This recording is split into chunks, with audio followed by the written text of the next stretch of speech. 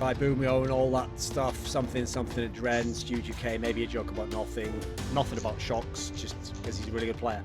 So, the guest for this episode, because I'm Thorin and that's Moses, can you read? If not, just get out, we don't want you. Trump's policy for America, right? So, the guest for this episode is... I actually think of him very differently to a lot of people, because to me, he's the shiniest motherfucker in esports. Because after working events with Launders, for some weird reason, whenever they come and they put all that powder on your face, I mean, Moses' case, the head, obviously. Yep. The whole point of why they do that, actually, is not even just the color. It's like to stop the light shining on you, because obviously every single set we're on is like a fully lit.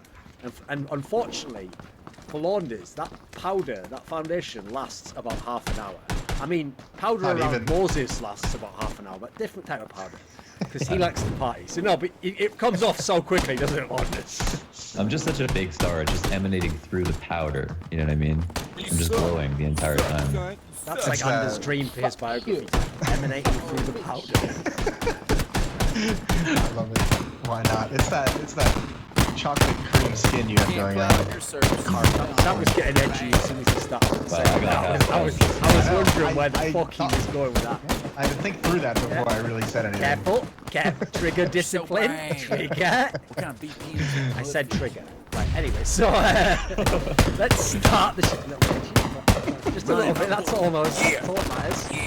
Kind of tossed around loaded down here. Let's go. So... Since we got Launders on the show, go make a real. Launders at the moment is having his kind of like breakout. Yeah. So we had Sponge on, he's kind of hot right now. Now we got Launders on. People are loving all these Yahoo videos he makes, you know, where he explains that, you know, like Stewie 2K like switched to a knife, then like reloaded his weapon so that someone would think he was going to reload with backwards, but then he moonwalks out and goes to his left. To his left is 5 demos ago.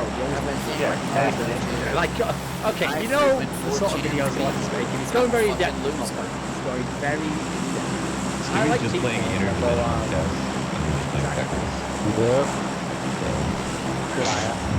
I mean, again, whenever I'm addressing anyone who's not a cisgendered white girl, I'm just going to be very careful with what I do. So let's just go ahead and ignore that. It's a good video. That's the point.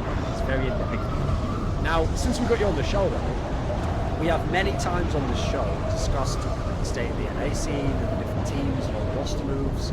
But at the moment, in theory, all the rosters of the top teams are all set. In theory, these are the lineups we're now going to properly see going forwards. It's not like that scenario where we had Stanislaw but they never got to a LAN, and then we wondered if Cloud9 would make a change, and then no one really knew what would happen with Optic in the 5th spot. In theory, we're really going to see these lineups for the next 3-4 months leading into the major where they'll all try and qualify.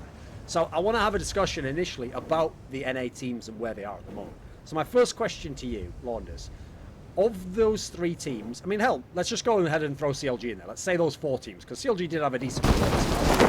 Which of those 4, Cloud9, Team Liquid, Optic, CLG, which of the 4 do you think has the best chance by the time we come to the major? Who are you putting your money on? No question, it's Team Liquid. I think right now we have Cloud9 is probably the best team individually with the most experience together, so they have the edge in that regard, but having Stanislaw is just such a huge deal. Him and Zeus are able to increase the tactical depth of the team to the point that they actually have so much more potential, in my opinion, than Cloud9 do, unless Cloud9 bring in some new leadership. And I think it's just in this last few months that we've seen how important it is to actually have that leadership and what that can do for your team. Okay, when you say that though, like you said, like individually, you actually think like, what do you mean by qualifying step? Like, are they individually more skilled than people? I think the league is. Ooh, it's already backtracking, isn't he? I know, it's like the second question. I think, so I think the one thing that I can say about Team Liquid is that we know that if JDM in a final level major that he'll play well, as well as Elige, and that's really important. But I also think that like Automatic and Stewie are the best players in North America. Okay. Wait a minute. Yeah. Automatic and Stewie are both better than Elige. Yeah, maybe not results-wise, but I think individually. But it's slightly contentious. Individual performances only mean so much. Yeah. I just. What did you think of the fact, though, that like the first LAN where Automatic switched up, he actually was like way off his normal kind of form? Do you not think him being the in-game leader is dangerous? What line are you talking about? Summit? I think it would have to be, yeah. Yeah. I think that's the problem for me. That's why I think Liquid will do better. It's because, like, I think it's such a joke how Optic had like picked up Jason R to in-game lead, who I think is a good player in his own regard, but to just like to think that you can just pick someone at random, have them call for a top team, any top team in any region, I think it's just absurd. And we saw how that failed. And then Hayes coming in, I think he's a very insightful player who could potentially be a great in-game leader, but has never done it for a long time. So there was no proof that he could do it, and so that just seemed like a rash decision. And I think that's Cloud9's biggest problem right now, is that Liquid have found the best IGL in North America, which is Stanislaw to me, and they don't have many options to get someone who's experienced or done it before and proven that they can get that far. I think the problem that Cloud9 has right now is, I think, it's the saying, the chickens have come home to roost type thing, where like we've seen this team like sit back and not make the changes that have been very obvious they've needed to make. Not necessarily in like massive like roster overhaul, but yeah, the in-game leading thing. Like I feel like every North American team has gone through a phase, right, where they have just cycled their players and been like, all right, it's your turn to get lead. Let's see if it works out. Let's see if you can handle it. And it doesn't after a week, after a month, whatever it might be, and they go to the next player and like, all right, now it's your turn to try. It doesn't work. And that's where Optic is as well. They're just like now.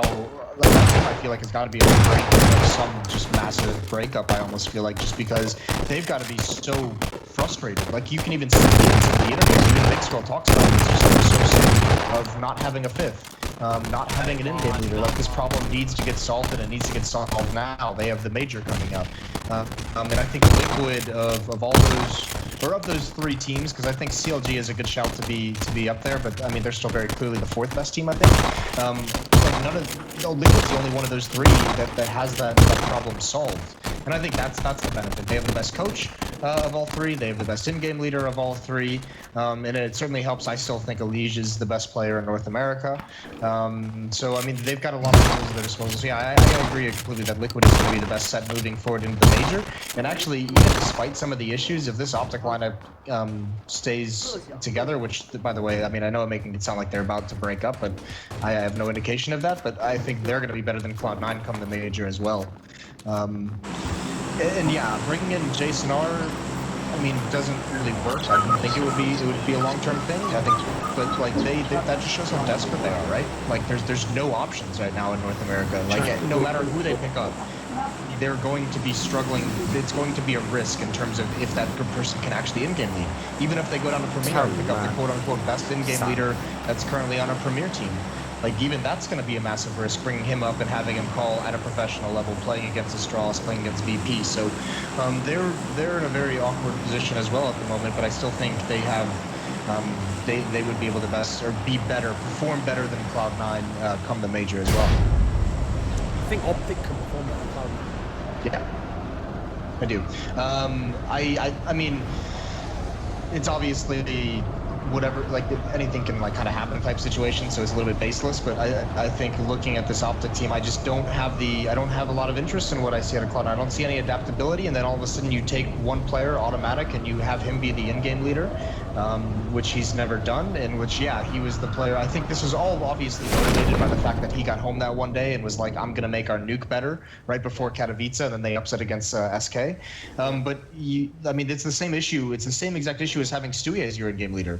You're really like neutering one of your two best players who have to have the most impact, because one thing's become clear: no matter if you think Shroud or Skadoodle or nothing should be replaced in that team, none of them have the impact that Automatic and Stewie do. So you're just neutering one of those. And the tough part about it is none of those aforementioned three players can be in-game leaders. It's not physically possible. I think Automatic was born to in-game lead in a sense, or maybe not born, but I think is the best player suited to do it on the team. Where I think he's most in line with like proper reasoning. Is just like a very rational player, and also I know he studies the most of anyone on Cloud9. No, here's So, the thing. That's why I can see why they're in a tough situation. Because the problem is they've done that classic move that people do, where you create the problem yourself, and then you could say, like, "Oh well, we've got this problem, so I can't do anything about that. You know, I've got to work within these bounds." It's like you create the problem. It's like, no, but I mean, you know, I can't replace any players. Well, why is that though? Because I can't. You know, like, obviously the obvious solution for everyone is just change a player, and ideally get an in-game leader. But in a world where they can't change an in-game leader, I understand what you mean, Wonders. Like, I agree. Of the players that are left, Moses is totally right. Shroud, Skadoodle, and Nothing cannot be the in-game leader. I mean, Nothing tried it. For obvious reasons, Skadoodle cannot do it. He's just not, even as an individual player, he's not a very cerebral player. And Shroud just has shown no inclination to be that kind of player at all. I think Stewie, to his credit, when he was the in-game leader, I don't think he was like a good in-game leader. I thought he was okay. But at least he could call and play well. So I said, like, you know, fair enough, you can do that. The problem I have is, I agree with you that I think Automatic mentally is built to be an in-game leader. He sounds like a very cerebral guy who breaks down the game in a very methodical way. That's all great, but I definitely agree with what Moses said. My big concern there is, he was like the really big stable force in the team. So if that limits him at all, which it did at that big LAN that I was referring to, that's my concern there, because I don't think they can afford to lose any star power from that team. You know, the others are already constantly taking turns to struggle. You know, I mean, if you remember earlier in the year, Skadoodle picked it up in the first months. It was terrible last tournament. He was right back to nothing again. Shroud had the one good tournament at CS Summit, but then was terrible before that. So they're not getting anything out of those other players. I mean, the funny thing is, yeah. I think, well, I think, I mean, kind of piggybacking on what you guys said with the Automatic, I think he actually is better suited to be an in-game leader. But the one thing, I thought Stewie was not a great in-game leader, but he was a very smart in-game leader that when you saw him calling, he knows that he's the impact player in that team, right? So at least the tactics he's calling are based around the plays that he wants to make to open other things up for his teammates, because he has to do it that way. That's the only possible way they're ever having any success. So in that regard, I think Stewie actually did it very wisely, whether he knew it or not at the time. But that's just not a championship winning recipe, is it? So, I mean, the Automatic being the in-game leader is a good first step to where they can go. But, I mean, it's become painfully obvious to apparently everyone except for the players that Cloud9 has hit their ceiling with this roster. I don't think we're going to see them improve past this at any point ever. So they change rosters. A couple things, like I think Stewie, just as you're saying, did the best job he kind of could have for the kind of person he was, where he did play to his strengths. And as an in-game leader, you try to be a little bit more humble with your team, set your team up. But if you're the best player on your team, you just have to take charge and be like, I'm entering here, I'm going to open and drop, you guys are going to go long B after me. Typical plays that an IGL wouldn't do, he would do those things, like Shox would, for example. Yeah, that's why I always compared them to G2 in that sense. You know, they had a couple of stars, and luckily the England leader was one of the stars, so they were like, right, well, the one formula we can go with is let's get the stars going, basically. You know, we'll have to hope the others kind of come along. Yeah, and then Automatic. So the thing was, we're talking about this in the context of leading up to the major, which is pretty close, right? And Automatic, I think we agree, can be a really great in-game leader. But further, just talking about it in the context of how much potential this team has, if Automatic were to become a great in-game leader, I think it's fine that when we talk about his performance, that he's one of the stars right now, and you want him to play the best that he can. He could still in-game lead, because you have players like Kerrigan, for example, and we know that teams don't get away now with having 4 good players and 1 bad one that just calls. Yeah, but the issue is you're comparing it to teams like, I mean, if you're gonna look at Kerrigan as an example, look at the guys he has around him. You know, like even if it's not someone like Nico, who's one of the world's best players. I mean, Kiyoshima, phenomenal at what he does. He's been having a huge upswing. But all these players can compete consistently against the other best teams and players in the world. If you're Automatic and you want to compare to Kerrigan, Automatic's only got one teammate who can do that.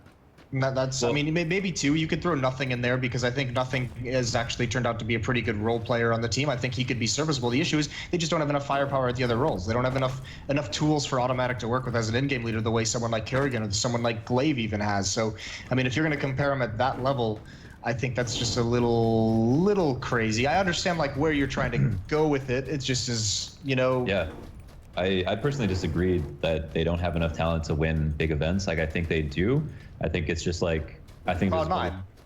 Cloud9, yeah. I think there's just a problem with I think Shroud is okay. So I talked to a player who I won't blow up his spot, but he told me that he went when he was playing against Shroud on Long B at Katowice, that Shroud would come into Long B. He would like hold it. He would like shoot a little bit, and What then map are we he would, talking about here? well, Cobble. Sorry, I said Cobble, right? Okay. Yeah. Right, no, So yeah, just like in the default Long B smoke, and they're just like trying to make presence, and Shroud would barely make any presence, and then kind of fall off. And this player said that he killed him through the same one-way smoke 3 rounds in a row. And then they replaced him with Stewie, and Stewie was throwing nades, Stewie was spamming through smoke, Stewie was making it extremely difficult to get up on Long B and hold control of it. And he said that I've never played against someone who was as mechanically gifted as Shroud that was so underwhelming.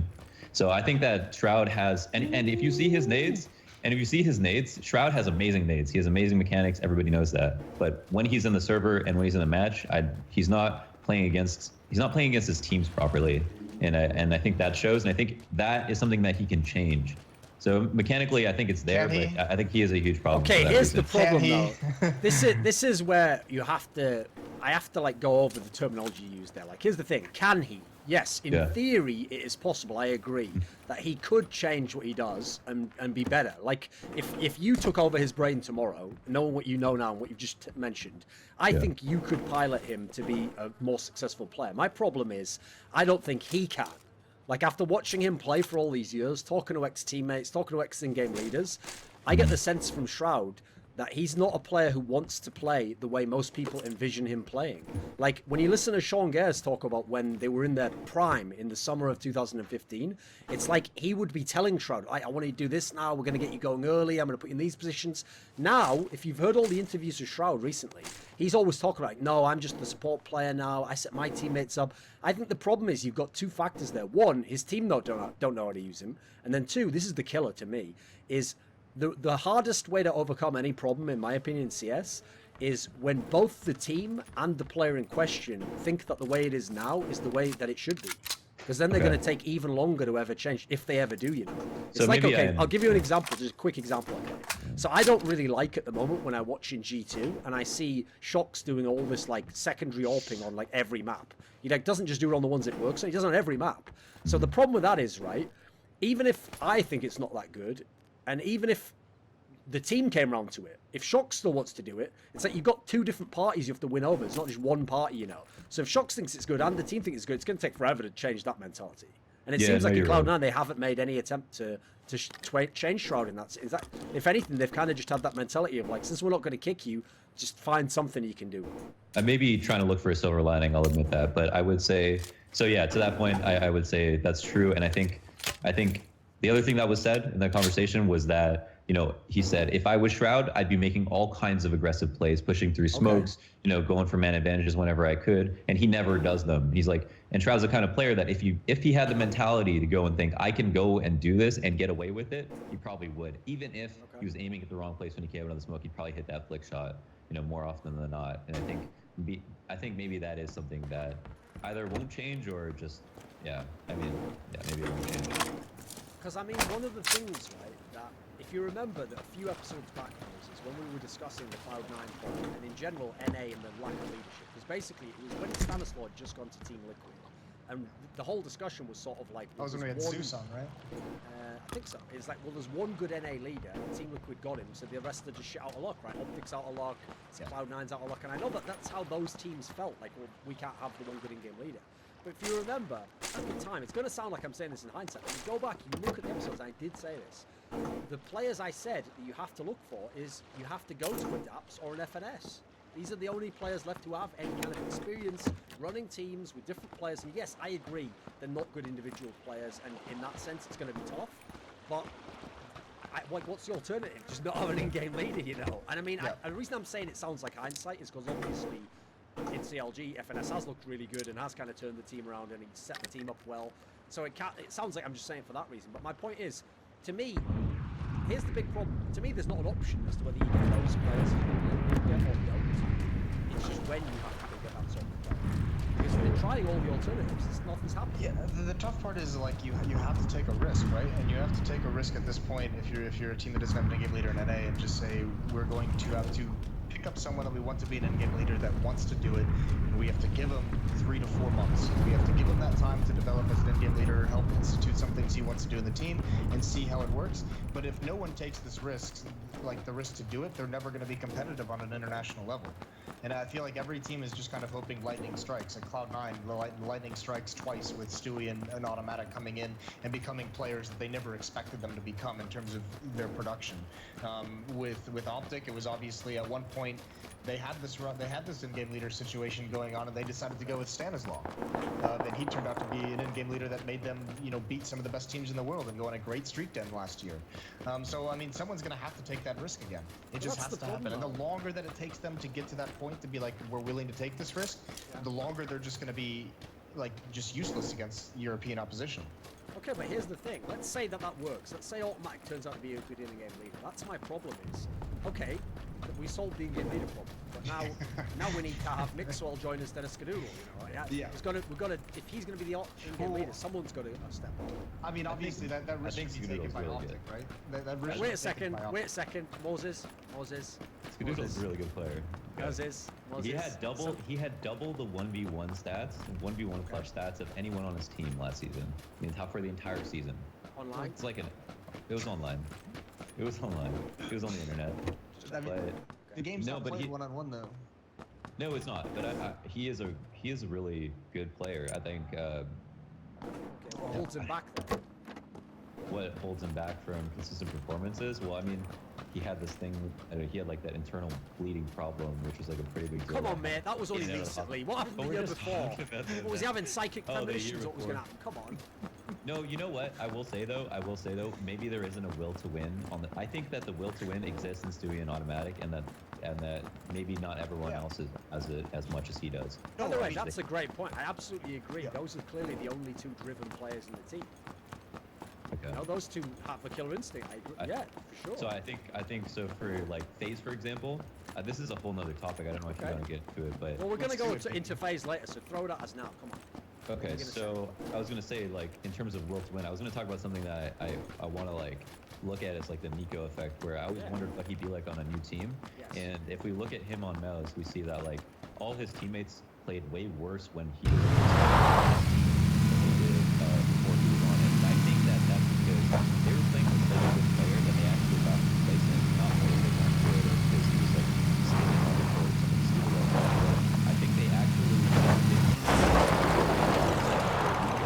now Nico's in an environment with players who maybe their skill level's a little higher, but everybody is pitching in so hard and playing extremely well, and I think it's just that like Nico's drive, they know alone isn't enough, and they all feel this need to like try as hard as they possibly can every day, and that's why they've gotten so good so quickly.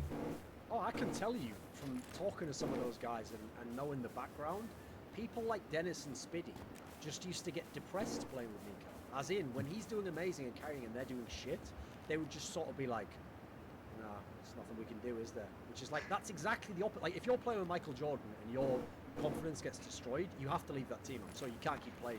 If you play with some really superstar player who's super driven, you have to put those sorts of people around him. And when I say that, right, I don't mean you have to put like another superstar. I mean, even if it's a role player, it's got to be that role player who's got like some grit in them themselves, they've got like a bit of drive at their position, in, relative to their skill level, obviously, and that just pumps them up, and everyone's going at that point in time.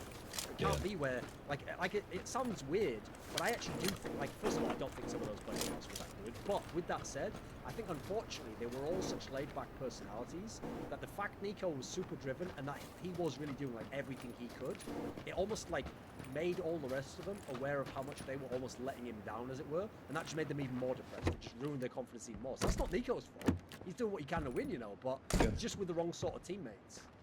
You also have to take into factor the sense that Nico gave up a lot, even towards the end. Like, even towards the end of his tenure in Mouse Sports, he stopped doing the hard carry thing. He took the more passive in-game leadership role and gave his teammates time to take the fights that they'd won. I think it more possibly also came down to, there's that whole theory that Nico is toxic, which I don't buy into at all, but I do think there is a certain level of like that knowledge, like you said, that knowledge that you're letting him down, that you're disappointing him, where you can't do the things that it's required to be ineffective, and when Nico is that kind of trying to say this is what you should have done, and it just comes off badly, it like feels really, really bad as that player. So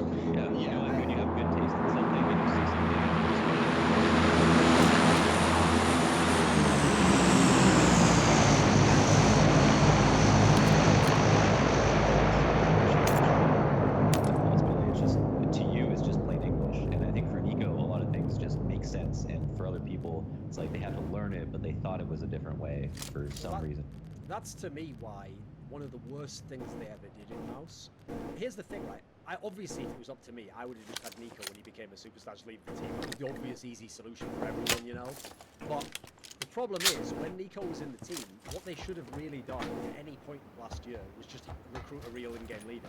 Because the worst thing they ever did was make him the in-game leader. Because here's the thing, yes, he could call around his own game. He could do the Student UK thing and ensure he went off. Like, he could do that for the first, like, 2/3 of the year.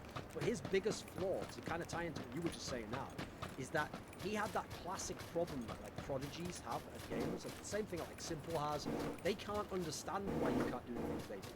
So to them, it's like, the whole point is, he can't explain it to you because he almost didn't have to learn it in the same way we would, right? He just knows how to do it. It's obvious to him. And so if anything, that makes him more frustrated when you can't get it. Even though I'm sure, given enough years and enough time, he would learn some of that. Like, there's a reason why, if you ever look in pro sports, when, like, the Michael Jordans and the Kobe Bryants retire, they don't become the managers of the teams and the coaches. They would be terrible coaches. It's always the guy who was, like, the role player or, like, the sixth man or, you know, like the point guard. His whole job was, his whole career was set people up, like, figure out how a team runs.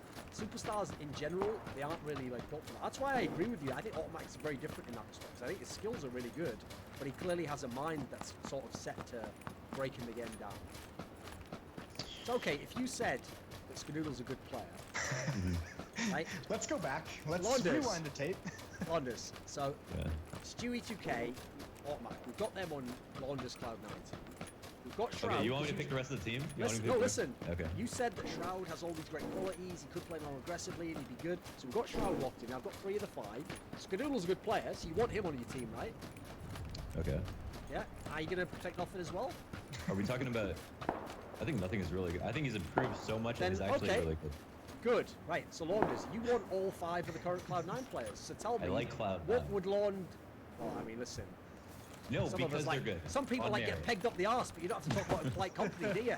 Keep that in the private life. Okay, so Launders, here's my question then. If all 5 players are good players, and you like all 5 players, what do you think they should change that would make them a really good team? I think just I don't.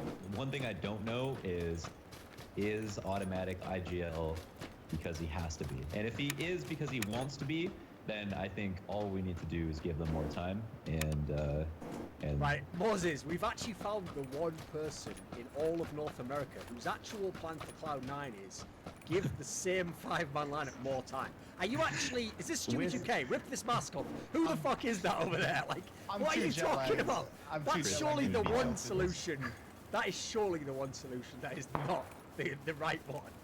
Okay, Give well, them okay, more time. let me put it this way. If Automatic were just on an island and just an IGL and you put them up with all the other IGLs and you watch them improve, I think Automatic would show immense improvement as an IGL and get a lot better as an IGL in a short period of time. And so How much time do you need? to become a good IGL, No, Cloud9 is the team. How much time is needed? Like you know, because you said give them more time. How much time should we give them? 3 events. 3 of them? Okay, so about till the major then. So the major or a couple after major. Yeah. Well, yeah. To be ready for the major, I think is. They're doing Cologne, I think. Yeah, they're in Cologne. They're on Cologne. They're invited. They're in the major qualifier. Is this so we can reconvene after that? S2. Oh yeah. See, I'm writing this down. I'm putting it in my S2. phone. I I'm putting it just on my typed in my phone. Moses, back onto the Moses, show. if he needs 3 events, 2 events plus the major, that's 3. Yeah, but they're not going to After qualify for the major. It's like I had to bring Launders in to make you. You know they were return one cook in round that away Moses. for Now qualifying you've for the given up. major, for the E-League major. I do remember that. Yeah. One fucking round. That's unreal. I think a lot of it too is that because it's hard to contextualize losses when a lot of the losses are really close. At the end of the day, it's just this blur of ones and zeros, wins and losses that like Yeah. a lot of close losses just eats away at your confidence. I think that's like a huge thing. Okay. Wait a second, Launders. So here's my question though. The disconnect between how I'm thinking of the team and how you were describing this team